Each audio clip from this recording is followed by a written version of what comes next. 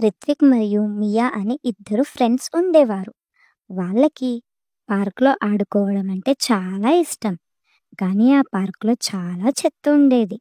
ఎక్కడ చూసినా రంగురంగుల కాగితాలు, ఖాళీ సీసాలు కనిపించేవి. అయ్యో! ఈ పార్కును శుభ్రం చేయడం చాలా కష్టం అని వాళ్ళు అనుకున్నారు. అప్పుడు తెలివైన ఆ పార్క్ కీపర్ అక్కడికి వచ్చి ఒక నవ్వు నవ్వి అన్నాడు, పిల్లల్లారా, మీరు ప్రతిసారి పార్కుకొచ్చినప్పుడు కొద్దిగా చెత్త తీసి చెత్తబుట్టలో పాడేయండి అని సలహా ఇచ్చాడు. రిత్విక్, మియా ఒకరికొకరు చూసుకున్నారు. సరే, ప్రయత్నిద్దామనుకున్నారు. ప్రతిసారి పార్కుకొచ్చినప్పుడు వాళ్ళు ఒక కాగితాన్నో లేదా ఒక సీసానో తీయడం మొదలుపెట్టారు.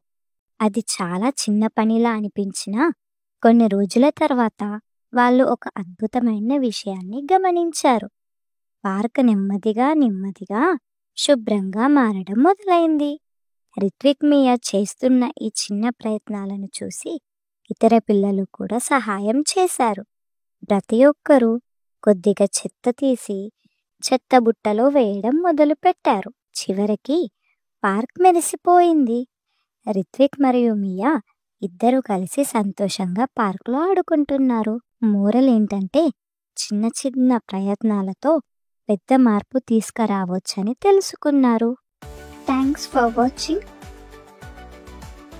Please do like, share and subscribe.